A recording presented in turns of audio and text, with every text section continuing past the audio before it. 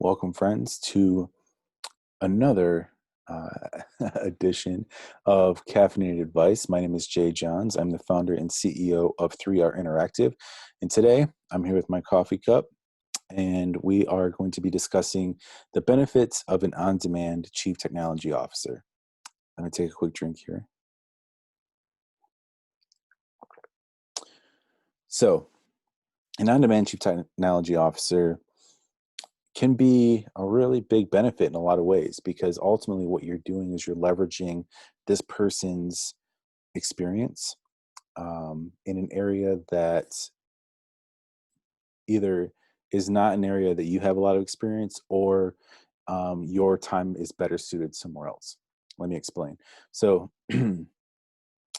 if you are an owner of a company, or you are a co-founder of a startup, but you don't happen to have a whole lot of technology experience, right? Like, you might have the typical stuff like, hey, I know how to operate my computer. But if you don't really have a lot of software development experience or anything like that, and a big component of your company might rely on some sort of technology, there's a big benefit of having a person with technology development experience on your team in some capacity. Because what will end up happening is that if you don't have any technology experience at all, and you either self fundraise, you happen to have the money, or you raise money, you're then just leaving all, you're just like handing over this giant bit of responsibility to a software developer who isn't connected to your company. They're, I'm not saying that you should expect bad things to happen, but miscommunications undoubtedly will happen, because you are not going to speak the same language as a software developer if you are someone who doesn't happen to have a technology background. I use the analogy a lot of, pardon me, the analogy a lot of going to talk to a mechanic. If you happen to not be someone who knows much about auto repair, and you have to go talk with a mechanic, there's definitely a situation where there is like a language barrier, where you're trying to explain to them what it is that you need, or know that you need to have completed on your car, and they're trying to decode what you're meaning and what you're saying, because you're sort of speaking two different languages in a lot of ways. And so, inherently, that's going to happen if you are communicating with a software developer about any number of things that you might need to have developed for your company. And the problems arise when it comes to miscommunication. The problems arise when it comes to, really, the biggest one is miscommunication. Honestly, like, so many things spark, or trail off from that. It comes down to not quite being able to understand some of the questions they might be asking you, and so it feels like you're just sort of flipping a coin, and whatever, you're just going to choose a yes or no for an answer and hope that it works out. There's the where you don't necessarily realize that you're being vague. You can just say, I want a login system, as a super generic example. Well, a login system has a lot of small decisions within that need to be decided upon, and how it's going to fit with the product that you're trying to build. How does it fit within the user experience of your product, which then ties back into the understanding of who your target market is, and all this other stuff. And um, there's a big benefit for, um, I describe it like this, and not every software developer thinks this way, so don't get me to, don't. I think I've said this on here a few different times, that I'm not bashing software developers, but often software developers are not in the business, quote unquote, the business of being your business coach, right? So they're there because they are going to complete a task. You say, hey, I need to have X created, and then they were like, great, we will make X for you, right? I compare this a lot to, if you hire a construction company to build a deck on the back of your house, not many of them are going to sit down with you, and have potentially a multiple hour conversation about what the next 5 to 20 years of your life is going to look like. So that way, you can build the best deck for the future, right? That doesn't mean that these are bad construction workers or that they're somehow are doing something wrong. But in the world of technology, if you're not thinking about the future, if you're not planning ahead in some capacity, if you're not really thinking about the users that you're building this product for, you can spend hundreds of thousands of dollars on a product that no one's going to use. And that, that's a business killer, right? Like you're just, essentially your company fails before it even gets started. So to be able to have the bridge between is a really, really, it's a gift in a lot of ways to certain entrepreneurs. And there's the people who might be business owners who don't have a technology background, but at the same time, there's also people who do have a technology background, but as a CEO, as a solo entrepreneur, as just running a company, you can't do everything. And in a lot of ways, people recommend that you don't because you're going to get burnt out really, really fast. So, because there's a million and five things to do every single day. And so if you can, even if you had a typical understanding of technology, if you could um, essentially hand over those responsibilities to somebody that you trust, then it makes your job a little bit easier, your day-to-day life a little bit easier, and it's one less thing that you're kind of removing from your plate, right? Which helps alleviate stress, all that kind of fun stuff, and it's a huge benefit. Um, so I'm going to kind of list off some of the things that are things that you could expect from a CTO. So a big one, and one that I try to do a lot. Oh, I think I might have just tapped the microphone there. So if I did, I apologize. But one of the things that I tend to do a lot is look for off the shelf products as opposed to always recommending that you build a custom piece of software. So what I mean by off the shelf is that basically every day, more and more pieces of technology are being built that are geared towards products that you can just buy, right? If you want to have a client management system, a CMS, there's 100. It seems like 100 different options out there now. If you want, I mean, no matter what it is that you want to do, there's a chance that there's something that's sort of out there already that you can just pay either a one-time fee or a monthly fee for. And yes, it might not be perfect, but it's not going to be tens or hundreds of thousands of dollars to get up and running. And the goal is to just get things up and running, right?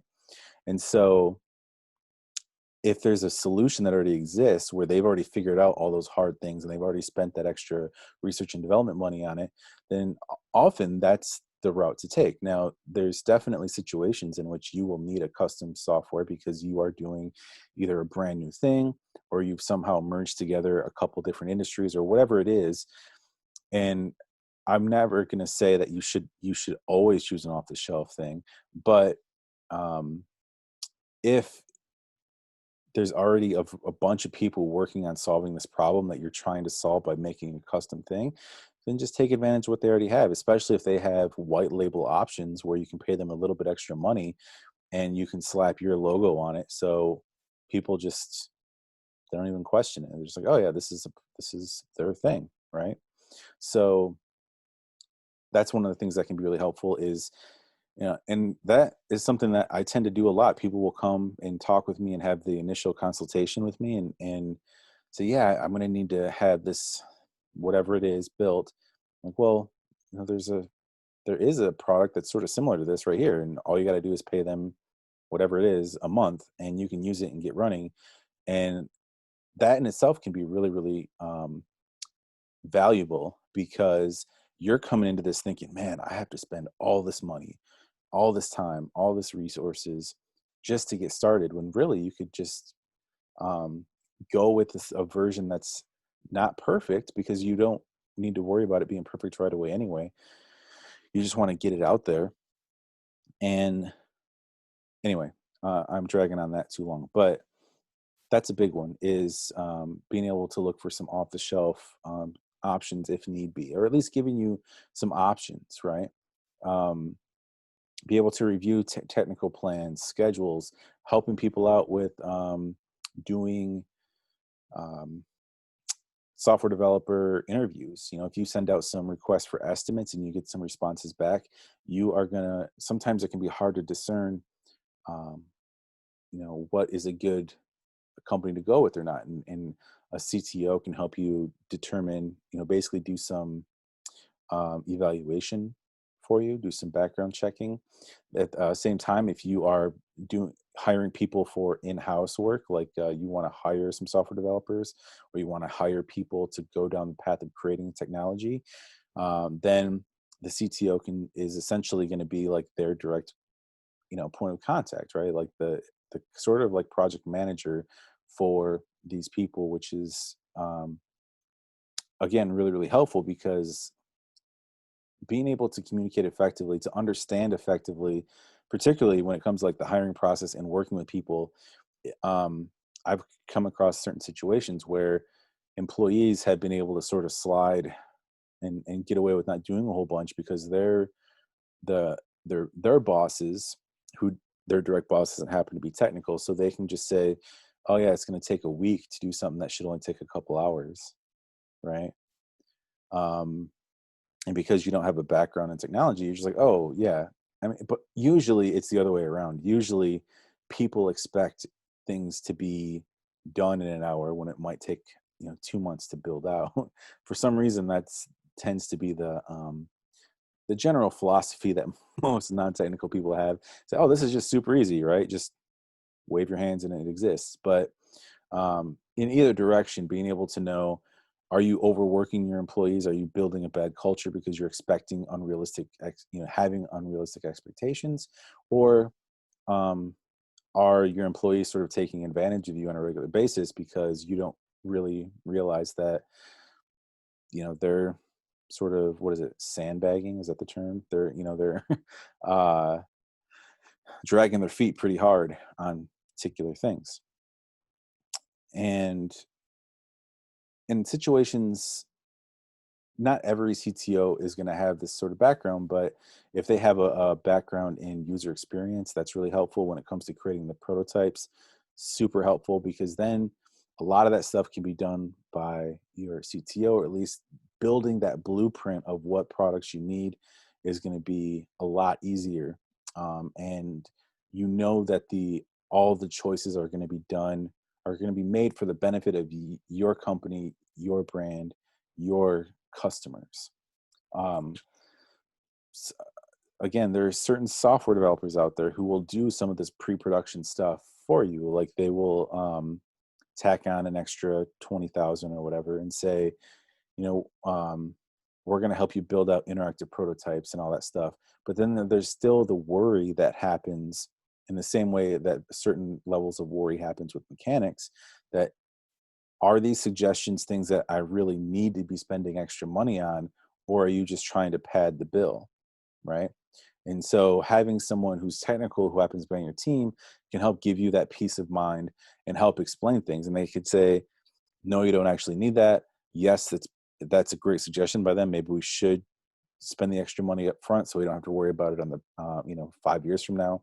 Whatever it is, being able to have someone, I tend to just I use a lot of analogies, as you probably have. If you're someone who watches these videos, you'll know. But um, I used to describe myself pretty heavily as the equivalent of taking a mechanic to buy a car, right?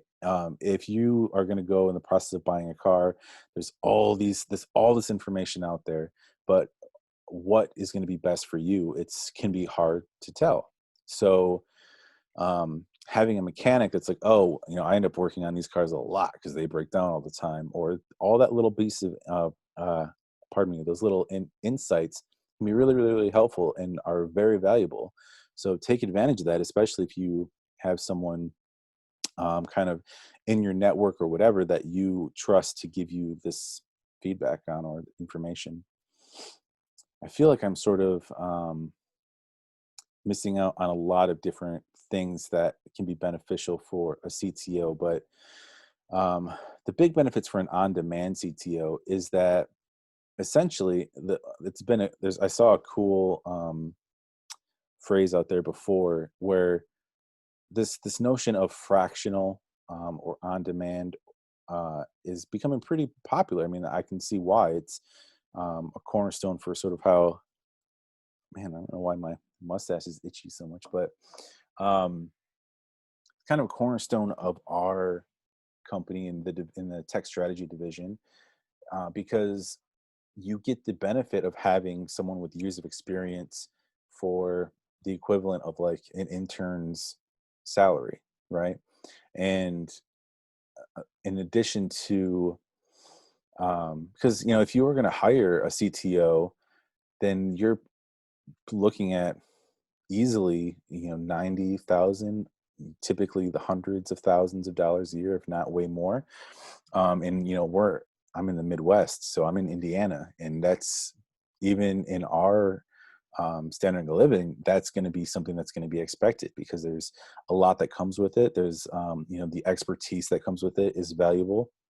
So to be able to um, sort of offset some of that cost of then having that person be employed full time, you can reduce the cost because they're not a full time person. And the way that I kind of look at it is that you can use an on demand CTO until you have the resources and the consistent income to hire an in house chief technology officer. I don't anticipate the clients that I have to work with us forever. I expect us to sort of be that gap between, uh, you know, you have an idea and you need to get your company off the ground. And then as you get sustainable, then you hire someone in house. Um, and that's just the life cycle that I kind of expect to happen. So I think there's a lot of benefits to it. And I think that you're going to end up saving a lot of time, a lot of money, a lot of heartache if you can consistently have conversations with somebody who is already kind of familiar with what it is that you're trying to do. Now, one thing to keep in mind is that if you're seeking out custom software, you're doing that because you're looking for something that doesn't really exist yet. And so you have to expect the cost of everything that you're doing to be pretty high.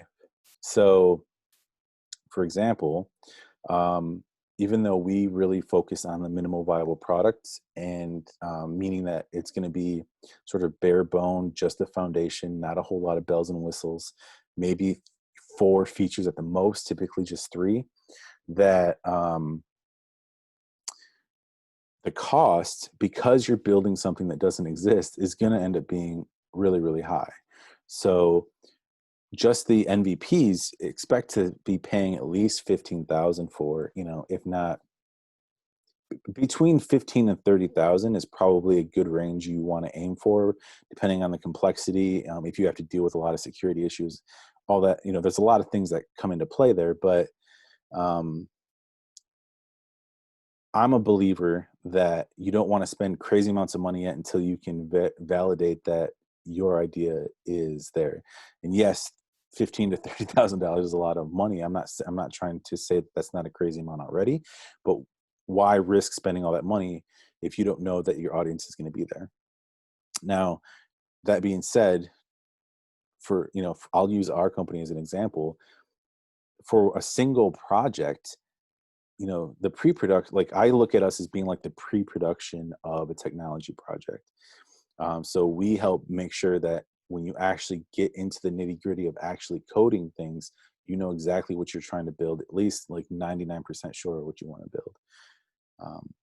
And we're pretty much in between 9 and 15,000 based on the complexity of your project, and you're just going to essentially, it's all the pre-production stuff.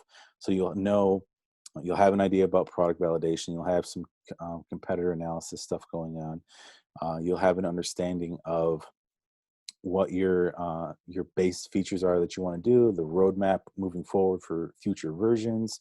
You'll be able to get a really solid detailed request for estimate, and so that way you can get a really dialed in quote from developers, and they don't have to pad extra time and money onto what they think you're asking for, because you'll be able to give them detailed descriptions as well as some wireframe screenshots.